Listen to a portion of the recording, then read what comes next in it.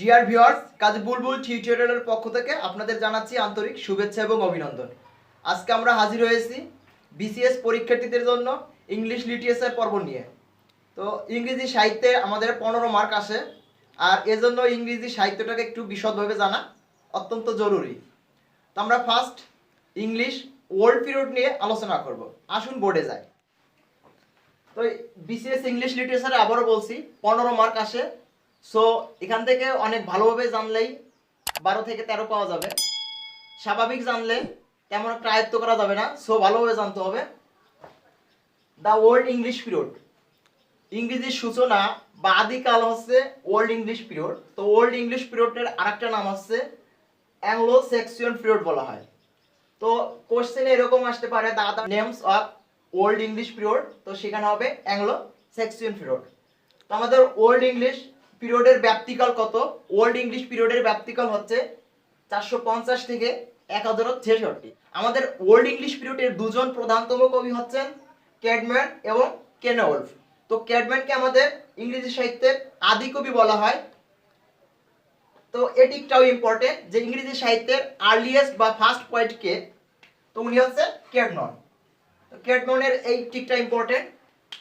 কেনওলফ, এরা দুজনই ইম্পর্টেন্ট কবি। অন্যান্য কবিদের ভিতর আছে আলফ্রেড দ্য গ্রেট।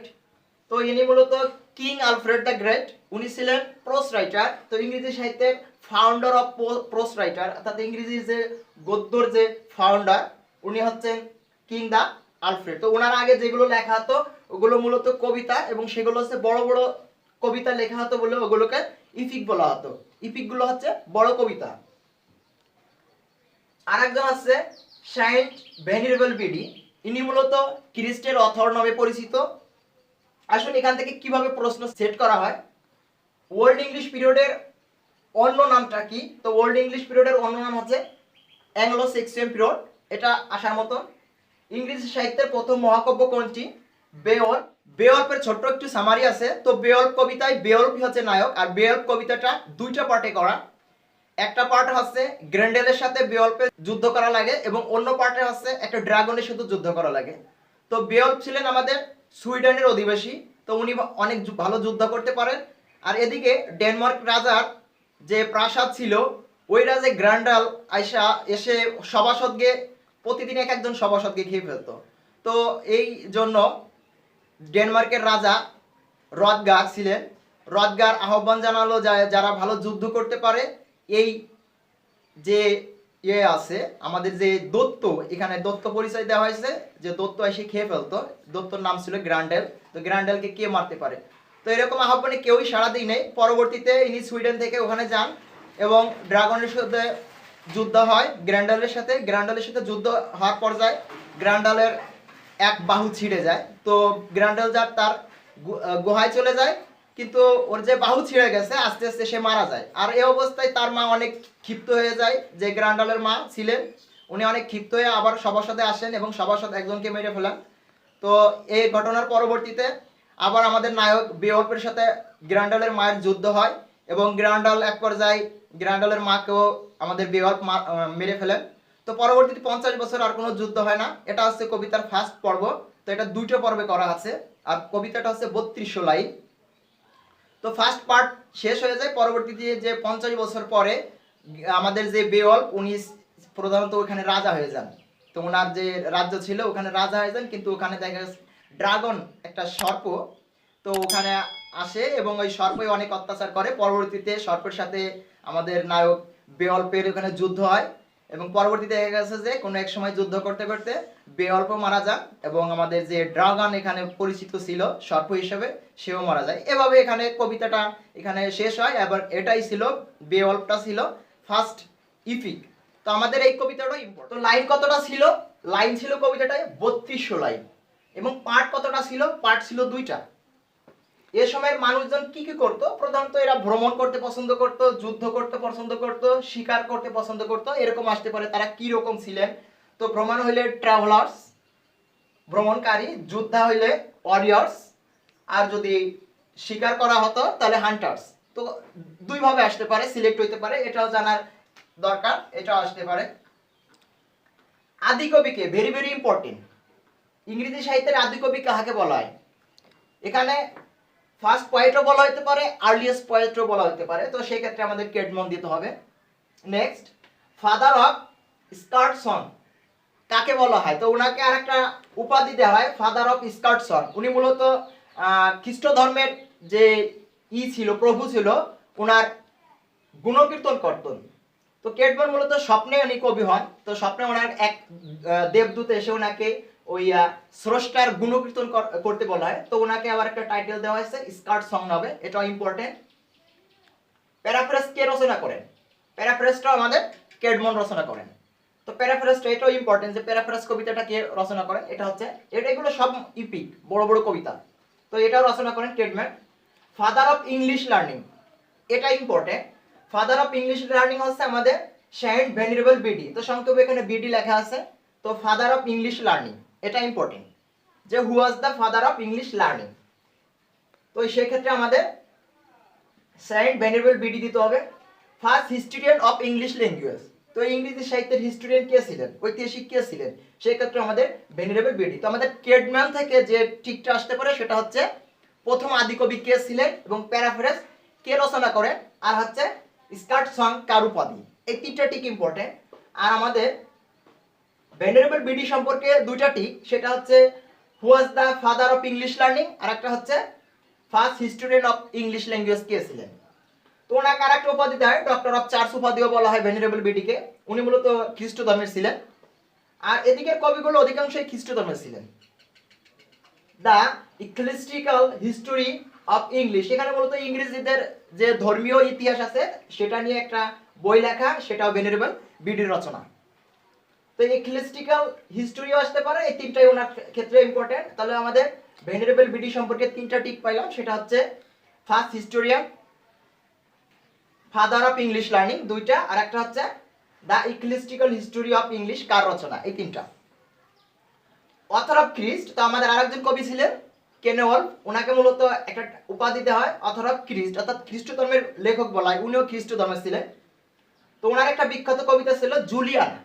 তো এরকম ঠিক আসতে পারে যে জুলিয়ানাটা কি, এটা কি গদ্য না পদ্য না ড্রামা নাকি কবিতা, সেক্ষেত্রে আমাদের জুলিয়ানা হচ্ছে একটা ইফিক।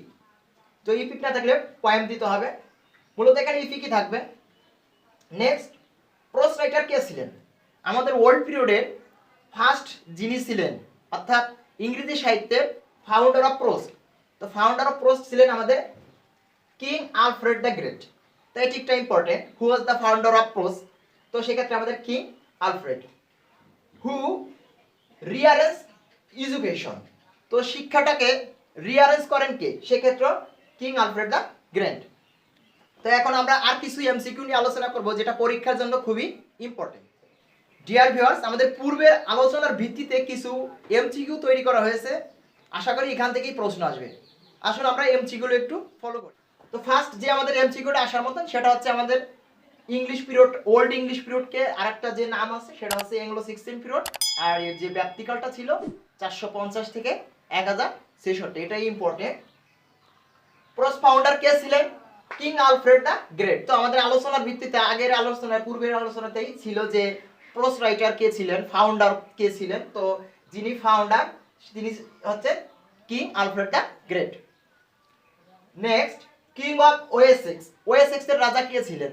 মূলত আমাদের কিং আলফ্রেড দ্য গ্রেট উনি ইংল্যান্ডের রাজা ছিলেন, আর উনি 871 থেকে 901 সাল পর্যন্ত রাজত্ব করেন। তো উনি আবার ওয়েসেক্স এর রাজাও ছিলেন। তো এরকমও প্রশ্ন আসতে পারে, was the king of Wessex, এরকম আসতে পারে।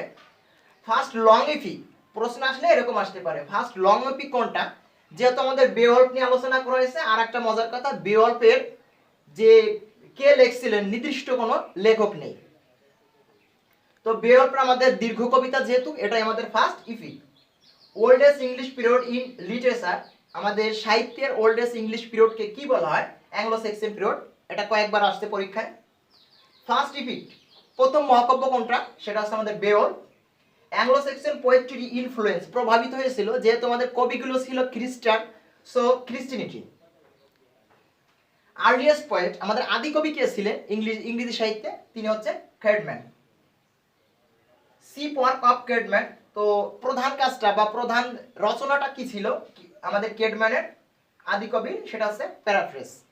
ফাদার অফ সেক্রেট সং কার রচনা? তো এখানে দেখা যাচ্ছে কেডমন, এটাও ভালো ইম্পর্টেন্ট, পরীক্ষায় আসে। জুলিয়ানা কবিতাটা কার? এটা হচ্ছে কেনওলফ।